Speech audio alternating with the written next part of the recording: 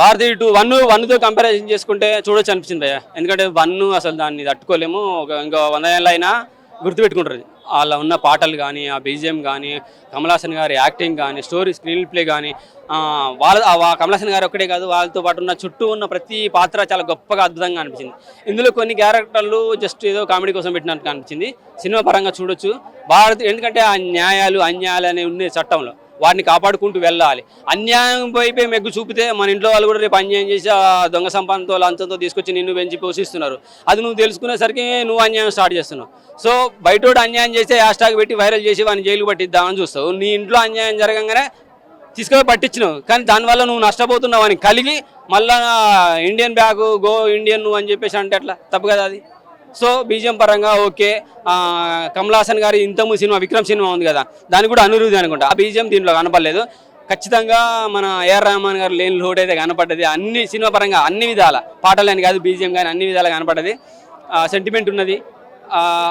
Work out కాలేదని అంటే కొంతవరకు ఎక్కువసేపు ఈ సినిమాలో ఎక్కువసేపు ఉండదు కదా, న్యాయాల మీద ఉంది కాబట్టి జస్ట్ ఆ ఉన్న సిచ్యువేషన్ వరకు పర్వాలేదు అనిపించింది. హీరోయిన్ల పాత్రలు నార్మల్గానే ఉన్నాయి, పెద్దగా ఏం ఇవ్వాలి. పార్ట్ 3 కోసం మరి ఇలా కొంచెం ఏమైనా అక్కడక్కడ తగ్గించారేమైనా ఫీలింగ్ కలుగుతుంది. పార్ట్ 3 బ్రహ్మానందంకు క్యారెక్టర్ అసలు ఏం స్కోప్ జస్ట్ ఏం లేదు, ఊరికే టైం పాస్గా పెట్టినట్టు అనిపించింది. ఆయన కూడా ఫస్ట్ హ్యాపీగా ఎంజాయ్ చేసినట్టు కనబడుతాడు, తర్వాత అమ్మో టీవీలో వార్తలు చూసి భయపడిపోతాడు. స్పెషల్ థ్యాంక్స్ అని ఇచ్చారు. ఏమైనా మొత్తం థియేటర్ అంతా దద్దరిల్లిపోద్దాం అనుకున్నా, జస్ట్ కనపడగానే నా వదిలేస్తాము. బ్రహ్మానందం గారి పాత్ర ఇంకా కొంచెం ఎక్కువగా ఉంటే బాగుండేది. సో సినిమా పరంగా చూడొచ్చు. ఎక్స్పెక్టేషన్స్ అయితే పెట్టుకున్నంత అయితే లేవు. పార్ట్ 1 బాగా నచ్చింది. పార్ట్ 2 ఎందుకు ఇంత తక్కువ అయిందనంటే నాకు తెలిసి పార్ట్ 3 ప్లాన్ చేశారు కాబట్టి దానికోసం ఏమైనా మసాలా దాచిపెట్టుకున్నారనే ఫీలింగ్ అయితే పక్కా కలిగింది. వివేక్ గారి క్యారెక్టర్ ఎట్లా అనిపించింది? వివేక్ గారు పర్లేదు, కామెడీ పరంగా ఆయన కామెడియన్ గానే ఉన్నాడు. కామెడీ సిబిఐలో ఉన్నా కానీ కామెడియన్ గానే ఉన్నాడు. ఆయన క్యారెక్టర్ బాగా అనిపించింది.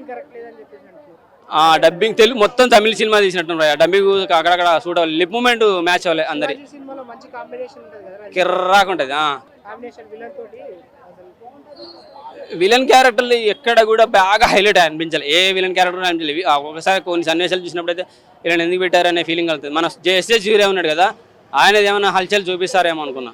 ఆయన కూడా ఏమైనా నార్మల్ అది కామెడీ స్టార్టింగ్లో అయితే మంచి హైప్ ఇచ్చారు. అసలు ఎక్స్పెక్టేషన్స్ మేమైతే భారతీయుడు 1 కన్నా 2 ఇంకా ఎక్కువ ఉంటుంది అనుకున్నాం. ఎందుకంటే మేము అప్పుడు చూసి ఎంతో హ్యాపీగా ఫీల్ అయ్యాము. సో ఇప్పుడున్న యువత సోషల్ మీడియా పరంగా బాగా నేర్చేసుకున్నారు కదా, ఇంకా హైప్ వస్తుంది, కంటిన్యూ మస్తు రచ్చ ఉంటుంది అనుకున్నాము. 1 అయితే చాలా నాకు వచ్చింది. 1 తర్వాతనే 2 అని చెప్తాను నేను ఖచ్చితంగా. ఎట్లా అనిపించింది అన్న cinema? I love my India, జై భారత్ మాతాకి జై, ఇండియన్ 2 అన్న.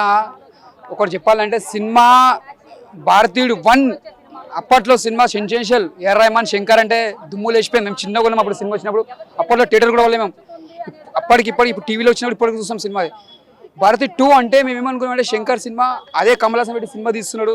ఇప్పుడున్న జనరేషన్లో సినిమా బ్లాక్ బస్టర్ కొడతా అనుకున్నాం. మొత్తం చల్లగా వేసేసిండు. ఏదో సినిమా ఏదో ఎట్లనో ఉంటా అనుకున్నాం, ఎట్లనో బ్లాక్ బస్టర్ కొడతా అనుకున్నాం, కానీ మొత్తం చల్లగా వేసిండు. శంకర్ గారు ఇట్లా ఎందుకు తీసి నాకు అస్సలు అర్థమవుతలేదు. ఎందుకంటే మేము ఇంత మంచి సినిమా డైరెక్టర్లు తీస్తారు మీరు. భారతీయ 2 అంటే దాని తగ్గట్టు బ్లాక్ బస్టర్ కొడతా అనుకున్నాం. కాకపోతే ఇక్కడ తప్పిదం జరిగింది ఏంటంటే స్టోరీలా పడుతుంది లేస్తుంది. స్టోరీలా ఏమంత క్వాలిటీ లేదు, స్టోరీలా ఏమంత దమ్ము లేదు. అంటే ఇక్కడ వచ్చింది ఏంటంటే సిద్ధార్థ గారు యాక్టింగ్ ఒకటి బాగుంది, కమల్ హాసన్ ఫైట్స్ కానీ యాక్టింగ్ కానీ ఈ 2 బాగున్నాయి. కాకపోతే మనం సినిమా చూస్తే ఇప్పుడు ఒక అపరిచితుడు ఒక జెంటిల్ మ్యాన్ చూసినా కూడా మనకు ఎట్లా అనిపిస్తుంది, అరే మళ్ళీ చూడాలి, మళ్ళీ భారతీయుడు ఫస్ట్ పార్ట్ మళ్ళీ చూడాలి. అంటే ఇక్కడ ఏంటంటే చూసినామంటే మళ్ళీ బయటకు వచ్చినామంటే ఇంతేనా. ఇక్కడ ఏంటంటే మెసేజ్ మెయిన్ మనం తప్పుగా అనుకోవద్దు. మనం భారతీయుడు అంటే మనం ఇండియన్కి ప్రౌడ్గా చెప్పుకోవాలి, అంతకుమించింది ఏం లేదు. అక్కడ స్టోరీలా దమ్ము లేదు, స్టోరీ ఫైట్స్ తప్పనికి ఏం లేదు అక్కడ, అంతకుమించింది ఏం లేదు. సిద్ధార్థ యాక్టింగ్ ఒకటి బాగుంది, మన కమల్ హాసన్ యాక్టింగ్, రకుల్ ప్రీత్ అందరు యాక్టర్స్ అందరు మంచిగా చేసిరన్న. కాకపోతే ఏంటంటే సినిమాలో స్టోరీ జర మంచిగా తీసినట్టే ఇంకా బాగుంటుండే. శంకర్ గారు నెక్స్ట్ టైం మీరు తీసేటప్పుడు మీరంటే మేము ఎంతో ఇష్టపడతాం. నేను ఒక్కని కాదు, వరల్డ్లో అందరు ఇష్టపడతారు. ఫస్ట్ శంకర్ అంటేనే ఫస్ట్ నువ్వే డైరెక్టర్. అంటే ఒక పెద్ద బ్లాక్ బస్టర్ మూవీ తీయాలంటే శంకరే, తర్వాత రాజమౌళి, అంతే కదా. తర్వాత రాజమౌళి ఫస్ట్, అప్పట్లో శంకరే, ఇప్పుడు కూడా శంకరే. ఇప్పుడు రాజమౌళి ఎట్లా బ్లాక్ బస్టర్, అప్పట్లో శంకర్ బ్లాక్ బస్టర్. కానీ ఇండియన్ 2 అంటే మంచిగా తీస్తారనుకొని సినిమా కొద్దిగా డౌన్ చేసారు. అది లేపరారు చూడండి, నెక్స్ట్ 3 తీస్తుర్రు. అది కూడా తీసేటప్పుడు మీరు ఏఆర్ రెహమాన్ మ్యూజిక్ పెట్టుకోండి. మీ కాంబినేషన్లో ఏఆర్ రెహమాన్ మ్యూజిక్ అంటే అదొక సెన్సేషన్. ప్రతి సినిమాలలో మీరు ఏఆర్ రెహమాన్ ఉంటేనే మంచి మ్యూజిక్ బాగా కొడతారు. అలా తీసుకోండి సార్ మీరు. జై హింద్, జై భారత్ మాతాకి జై, ఐ లవ్ యూ ఇండియా.